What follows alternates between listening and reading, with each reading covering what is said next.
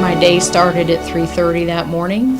I got a call that there was a mass shooting in the city of Orlando, and that we had deputies on the scene, and that there were at least 20 people dead, and the shooter was still inside the club with hostages.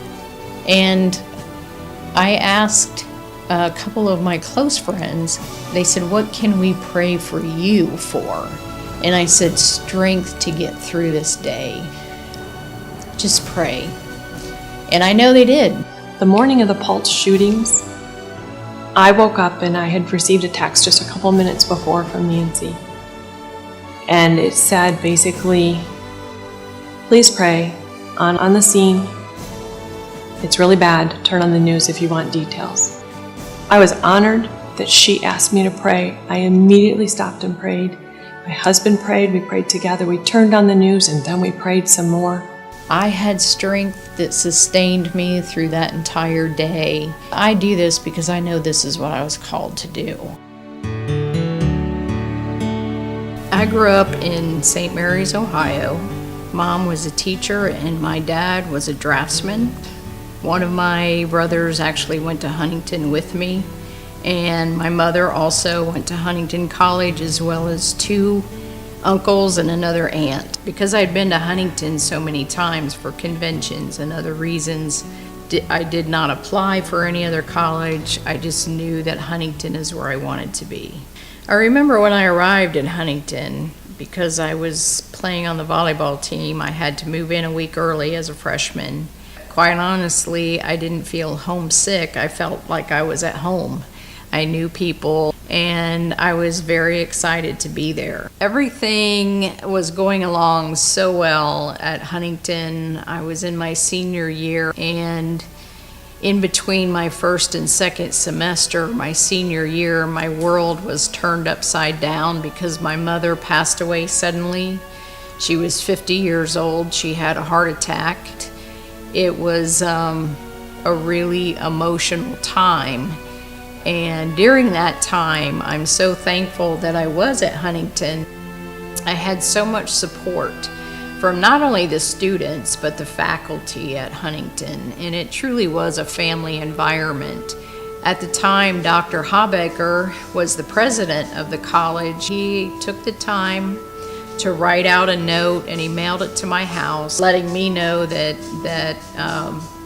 the Huntington family was there for me. And I still have that note to this day. After my sophomore year at Huntington, I had the opportunity to come to Florida and work at a camp for underprivileged kids. Some deputies from various counties in Florida came in and worked with the kids. The camp was the Florida Sheriff's Youth Ranches. So it opened up a whole new world for me and really piqued my interest. After working there, I really started feeling drawn to the law enforcement field. So I came to Florida and I applied. I got accepted. I started the academy in February of 1988, trusting that God would provide me with what I needed. I graduated from the academy in May of 1988, and I started on the road as a deputy. I met Nancy in about 1993 or 94. We were both assigned to the narcotics unit of the Sheriff's Department. Our friendship has continued over the years. We've had our ups and our downs, and she's always been there to support me, even when I made bad decisions or maybe I didn't treat her like I should have. She was very forgiving. I was working in an undercover capacity. I did that for 3 years. And I worked undercover as a prostitute, which we have a lot of those down here.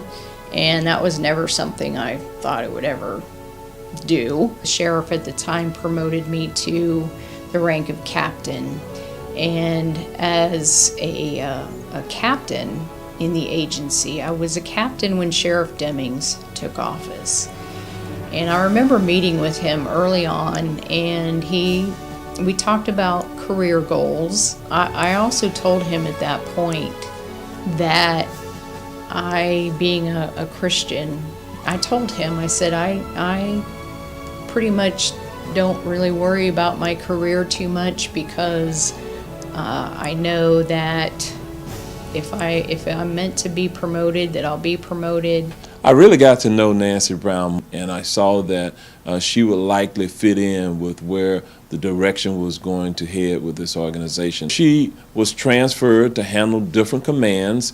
I promoted her to the rank of major, and as a major in the agency, that is a senior manager in our organization.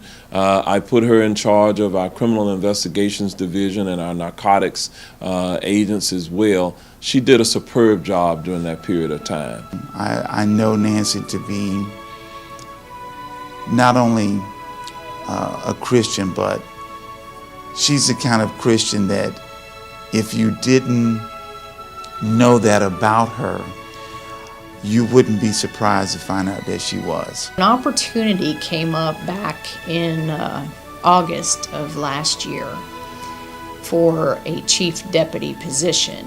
And me being a major at the time, but I was one of the junior majors, I wasn't really convinced that I would be considered for that position. But I did a lot of praying about it. And my prayer basically was, Lord, if this is where you want me to be, then I trust that it will happen. So when I got the call from the sheriff to meet with him, this was back in December, he called me into his office and he handed me the badge that said Chief Deputy on it. And he says, I'm promoting you to Chief Deputy. I want you to be my Chief Deputy. And so I must tell you, I can't be any more proud of the job that Nancy Brown has done. In her role as Chief Deputy, she is the highest ranking woman to have ever served in the agency that had responsibility for the first response duties, the call takers, the uniformed patrol personnel. I think the alumnus of Huntington College, now Huntington University, can be certainly proud of their alumnus who is now serving and making a difference in the world and here within our metropolitan Orlando community. God has a plan, and his plan for me was something totally different than what I thought it would be. I've had an amazing life. I've had a wonderful career, and if I had it to do over again, I would go to Huntington University in a heartbeat.